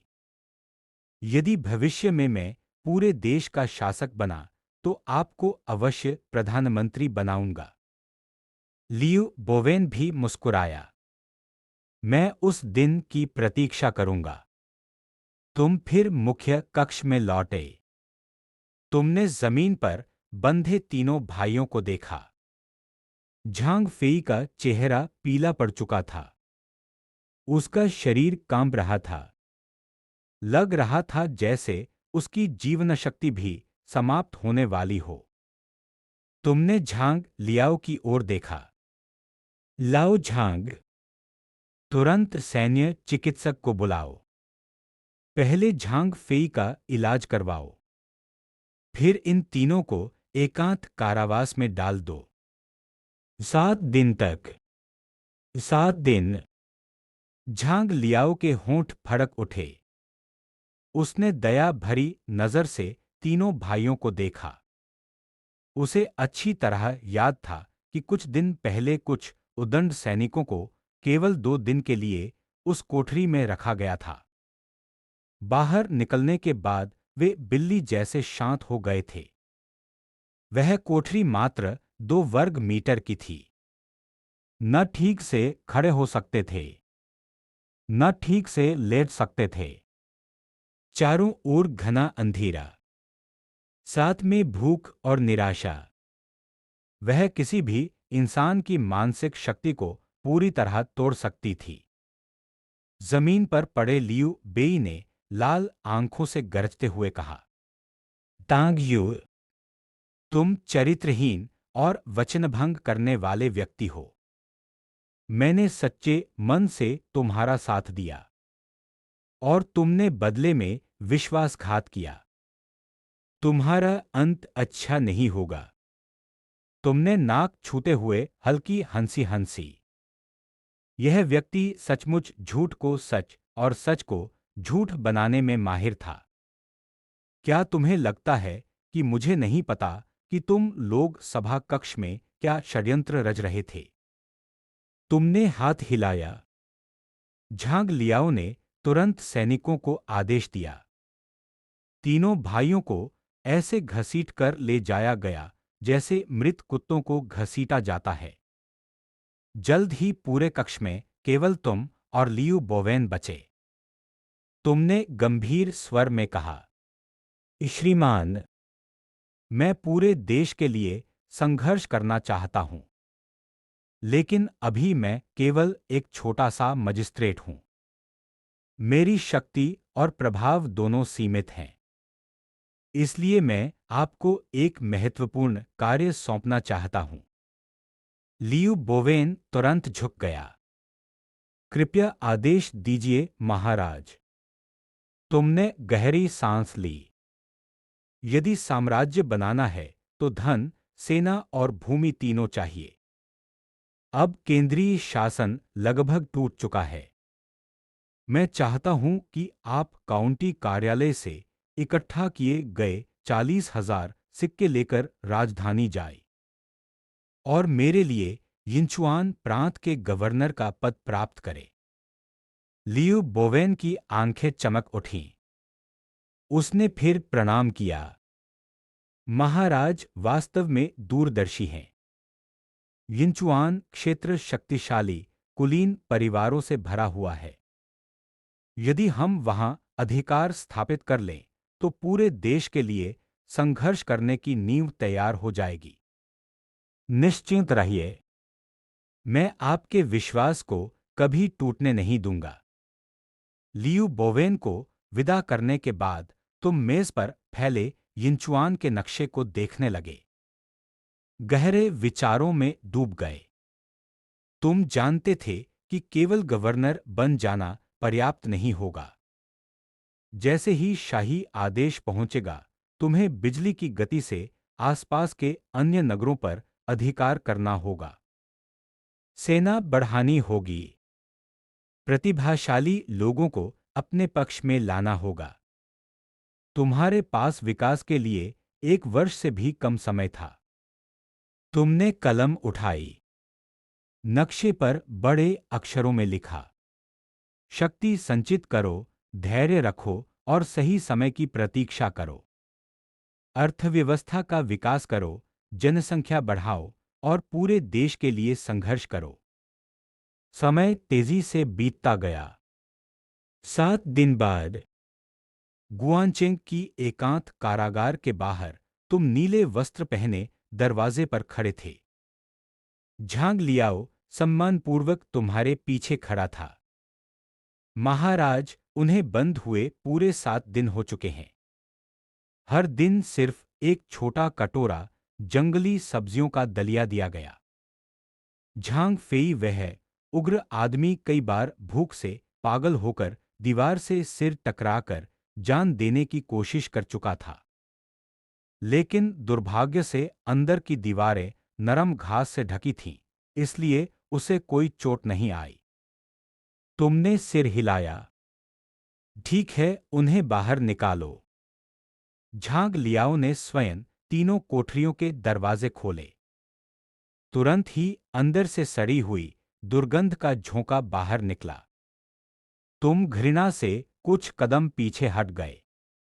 अंदर से 3 ऐसे लोग रेंगते हुए बाहर निकले जो इंसानों से ज्यादा भिखारियों जैसे लग रहे थे। उनके बाल बिखरे हुए थे, शरीर गंदगी से ढके हुए थे। वे जमीन पर पड़े पड़े गहरी सांसें लेने लगे। झांग फेई के कपड़ों का आधा हिस्सा गायब था। शायद भूख से बेहाल होकर उसने उन्हें ही चबा डाला था। उसकी एकमात्र बची आंख तुम्हें घूर रही थी। तांग यू, तो मैं तुझे हराकर रहूंगा। वह उठने की कोशिश करने लगा, लेकिन तुरंत ही कमजोर शरीर के कारण वापस जमीन पर गिर पड़ा। स्पष्ट था कि इन 7 दिनों के दौरान उसके दलिये में भी कुछ विशेष चीज मिलाई गई थी। तुमने तिरस्कार भरी हंसी हंसी। झांग फेई, मैं तुम्हें चेतावनी देता हूं। अगर एक बार और मुझे गाली दी तो मैं लियू बेई के साथ कुछ बुरा करवा दूंगा। विश्वास है। झांग फेई ने क्रोध से तुम्हारी ओर देखा। उसके होंठ हिले, लेकिन अंत में उसने कुछ नहीं कहा। पास में खड़ा लियू बेई लगभग रो पड़ा। मैंने तो एक शब्द भी नहीं कहा। फिर हमेशा मुझे ही क्यों निशाना बनाते हो? केवल गुआन यू ही ऐसा था जिसके चेहरे पर अभी भी थोड़ा अभिमान बाकी था। हालांकि उसकी हालत भी दयनीय थी। तुमने तीनों की ओर देखा। चेहरे पर तिरस्कार और बढ़ गया। तुमने पास खड़ी 3 गाड़ियों की ओर इशारा किया। गुआनचेंग में कोई मुफ्त की रोटी नहीं खाता। आज से तुम तीनों पूरे शहर की सफाई करोगे। काम पूरा होने तक न भोजन मिलेगा न आराम।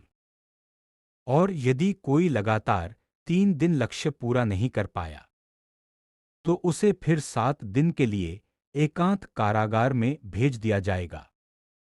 एकांत कारागार शब्द सुनते ही तीनों के चेहरों का रंग उड़ गया। लेकिन गुआन यू ने फिर भी ठंडी हंसी हंसी। तांग यू, मुझे मार डालो। मैं गुआन यू हूं। मुझे मारा जा सकता है, लेकिन अपमानित नहीं किया जा सकता। मैं कभी सफाई कर्मचारी नहीं बनूंगा। तुम मुस्कुराए। गजिहा, फिर से मुझे चुनौती दे रहे हो। बहुत अच्छा। सैनिकों, गुआन यू को फिर से 7 दिन के लिए एकांत कारागार में डाल दो। गुआन यू का चेहरा तुरंत बदल गया। उसने मुट्ठियां भींच ली। लेकिन जैसे ही उसे उन 7 अंधकारमय दिनों की याद आई, उसके शरीर में सिहरन दौड़ गई। आखिरकार उसका अभिमानी सिर झुक गया। 2 अपमानित आंसू उसकी आंखों से बह निकले। कांपती आवाज में वह बोला, रुकिए तांग साहब, मुझसे गलती हो गई। मैं सफाई का काम करने को तैयार हूं। तुमने ठंडी हंसी हंसी और मुड़कर चल दिए। अब तुम उनकी ओर देखना भी नहीं चाहते थे। तुम्हारा उद्देश्य ग्वान यू के भीतर मौजूद उस अहंकार को तोड़ना था। तभी भविष्य में वह किसी बड़ी जिम्मेदारी के योग्य बन सकता था। जहां तक लियू बेई का प्रश्न था, तुम्हारी नजर में वह चरित्रहीन व्यक्ति था। उसके लिए गुआनचेंग में जीवन भर साधारण कामगार बने रहना ही पर्याप्त था। जल्द ही तुम शहर की दीवार पर पहुंचे। हाथ पीठ के पीछे बांधे हुए तुमने शहर के बाहर डेरा डाले 2000 घुड़सवारों को देखा।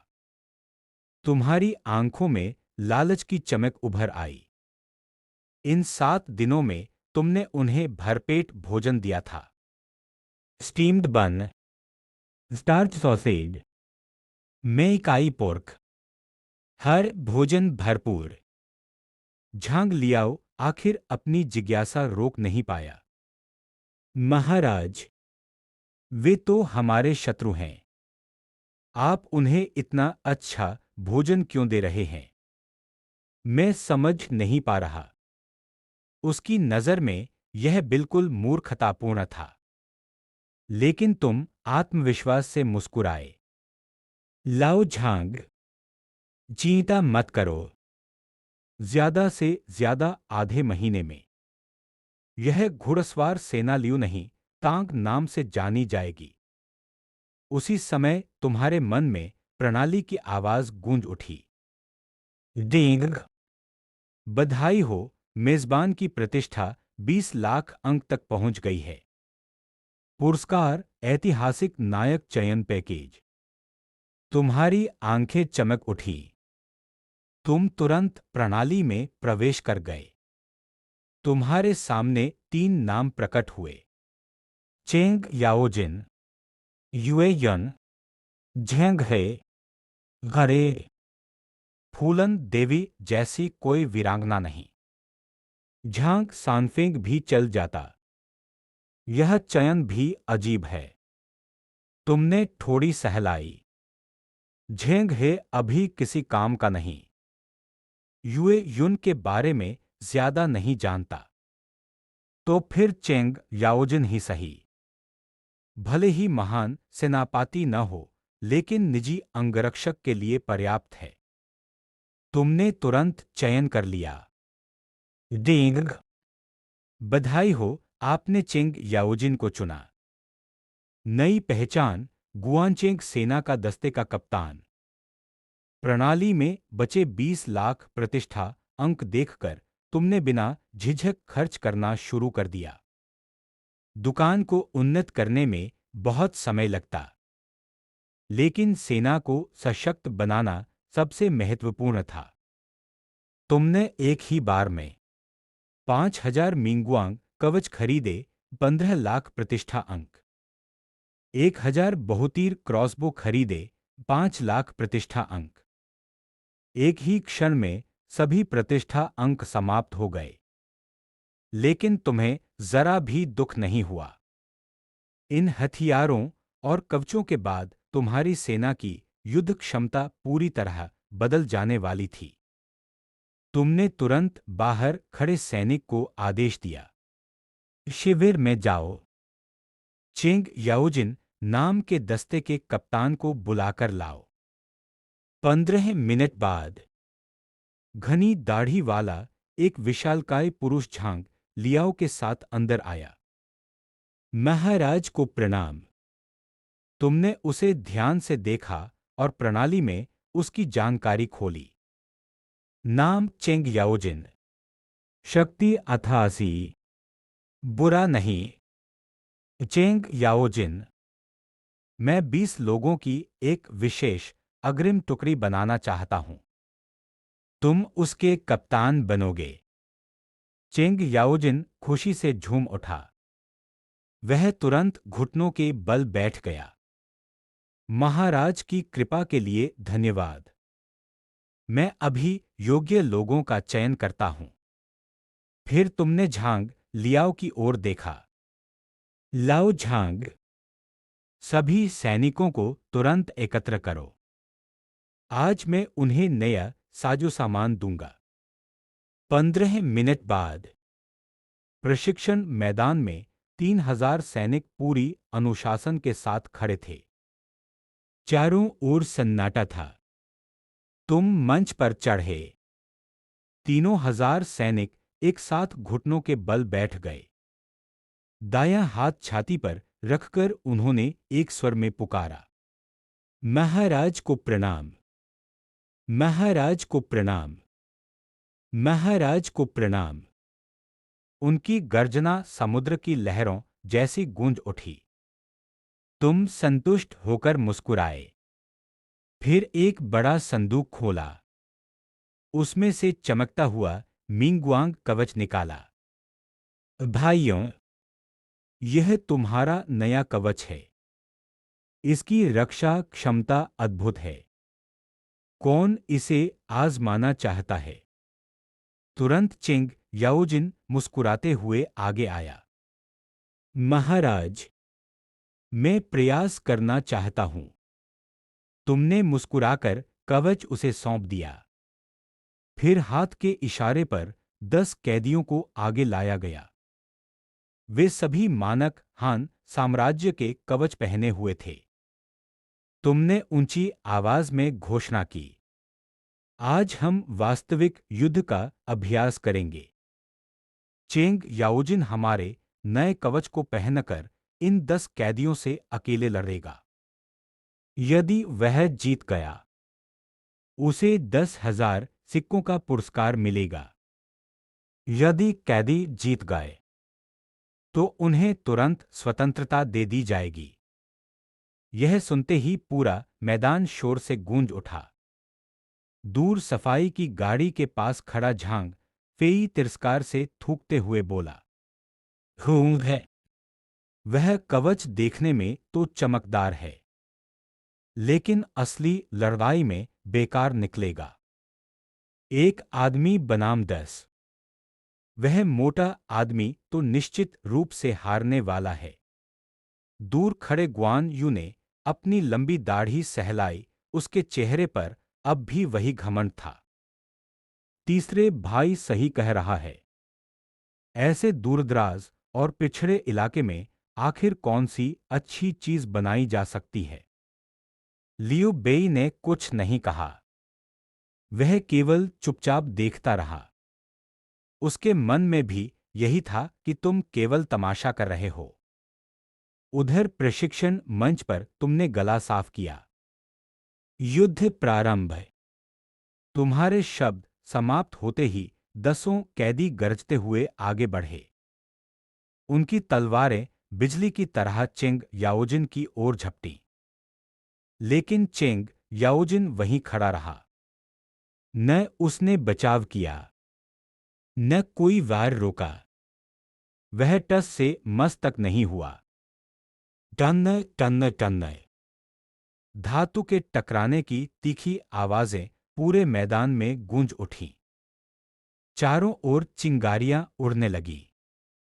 अगले ही क्षण पूरा मैदान स्तब्ध रह गया। चेंग याओजिन बिल्कुल सुरक्षित खड़ा था। उसके शरीर पर एक खरोंच तक नहीं आई थी। लेकिन उन 10 कैदियों की तलवारों की धारें पूरी तरह मुड़ चुकी थीं। यह कैसे संभव है? कैदी भी अविश्वास में पड़ गए। लेकिन उन्होंने हार नहीं मानी।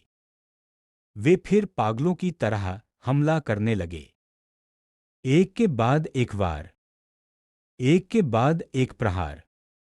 मगर परिणाम वही रहा। उनकी हथेलियां झनझना उठी। उंगलियां सुन्न हो गईं।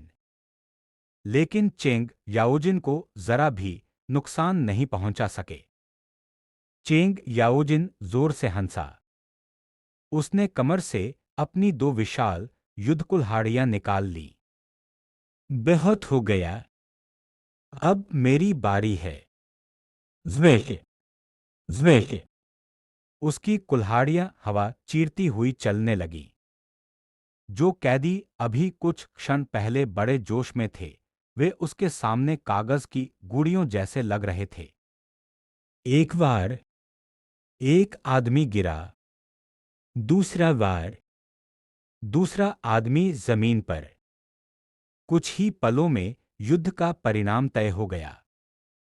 दसों कैदी जमीन पर पड़े कराह रहे थे और चेंग याओजिन विजेता की तरह खड़ा था। पूरा मैदान कुछ क्षणों के लिए मौन हो गया। फिर अचानक गर्जना जैसी जय जयकार फूट पड़ी। हे भगवान! यह कवच तो किसी दिव्य हथियार से कम नहीं।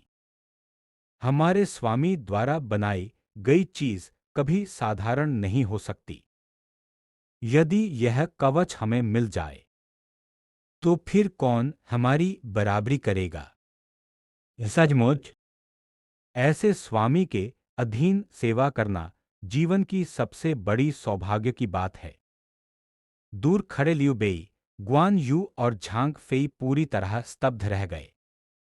झांग फेई ने अपनी एकमात्र बची आंख मलते हुए कहा, मैं सपना तो नहीं देख रहा।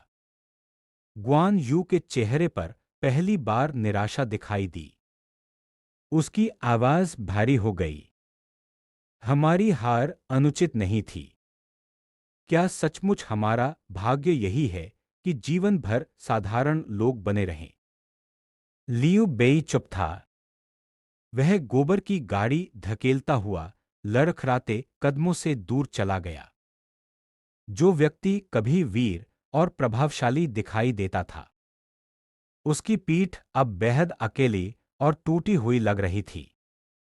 आधा घंटा बाद गुआनचेंग की 3000 सैनिकों वाली सेना पूरी तरह बदल चुकी थी। हर सैनिक ने नया मिंगगुआंग कवच पहन लिया था। पूरा दल पहले से कहीं अधिक शक्तिशाली दिखाई दे रहा था। फिर तुमने एक और हथियार उठाया। वह था बहुतीर चलाने वाला विशेष क्रॉसबो।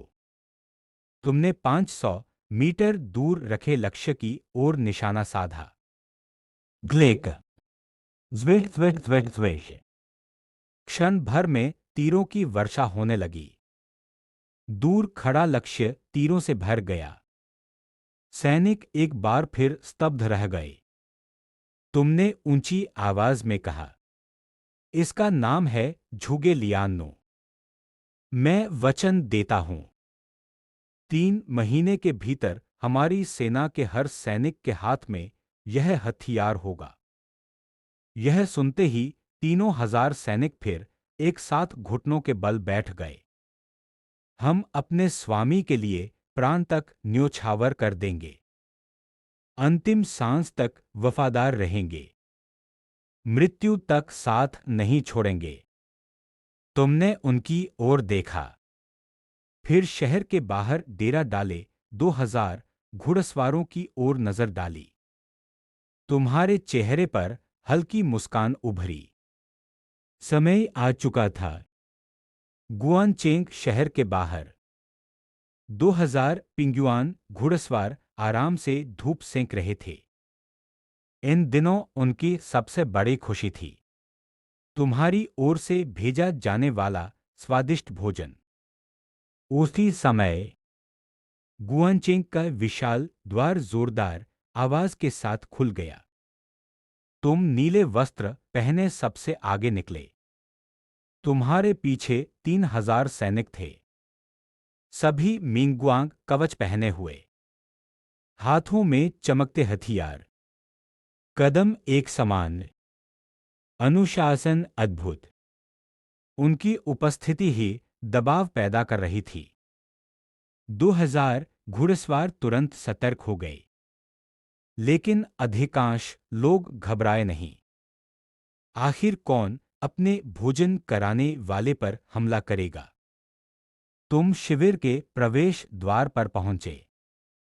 फिर ऊंची आवाज में बोले, पिंगजुआन के भाइयों, मैं तांग यू हूं। इन दिनों का भोजन कैसा लगा? यह सुनते ही घुड़सवार हंस पड़े। बहुत बढ़िया तांग साहब। जीवन में इतना अच्छा भोजन कभी नहीं खाया। सच कहें तो क्या आपकी सेना में भर्ती चल रही है? केवल भोजन के लिए ही मैं आपकी सेना में शामिल हो सकता हूं। हाँ, मैं भी। मैं भी। चारों ओर ऐसी आवाजें उठने लगी। अधिकांश सैनिक वास्तव में तुम्हारी सेना में शामिल होना चाहते थे। तुम मुस्कुराए। यही तो तुम चाहते थे। तुमने फिर ऊंची आवाज में कहा, भाइयों, क्या तुम सब गुआनचेंग सेना में शामिल होना चाहते हो? मैं वचन देता हूं, यदि तुम हमारे साथ जुड़ते हो तो भोजन आज से भी बेहतर मिलेगा। हर बार पेट भरकर खाना मिलेगा। यह सुनते ही 2000 घुड़सवारों की आंखें चमक उठीं। वे भूखे भेड़ियों की तरह दिखने लगे। कुछ लोग तो अनजाने में अपने मुंह की लार तक पहुंचने लगे। अचानक एक घोड़ासवार घोड़े से कूदकर नीचे उतरा। धड़काम। वह सीधे तुम्हारे सामने घुटनों के बल बैठ गया। उसका शरीर कांप रहा था, लेकिन आंखों में गहरा सम्मान था। मैं लिहेजी स्वामी को प्रणाम करता हूं। मैं गुआनचेंग सेना में शामिल होना चाहता हूं। जीवन भर आपकी सेवा करूंगा। उसके शब्द समाप्त होते ही मानो बांध टूट गया। दर्जनों सैनिक तुरंत घोड़ों से उतर पड़े। एक के बाद एक लोग घुटनों पर बैठने लगे। मैं सुन गोशेंग स्वामी को प्रणाम करता हूं। मैं भी शामिल होना चाहता हूं। मैं चाओबाओ स्वामी को प्रणाम करता हूं। मैं भी जीवन भर आपकी सेवा करूंगा। कुछ ही क्षणों में घोड़ों के सामने घुटनों पर बैठे सैनिकों की संख्या बढ़ती ही चली गई और 2000 घुड़सवारों की निष्ठा धीरे धीरे पिंगयुआन से हटकर तांग यू की ओर झुकने लगी।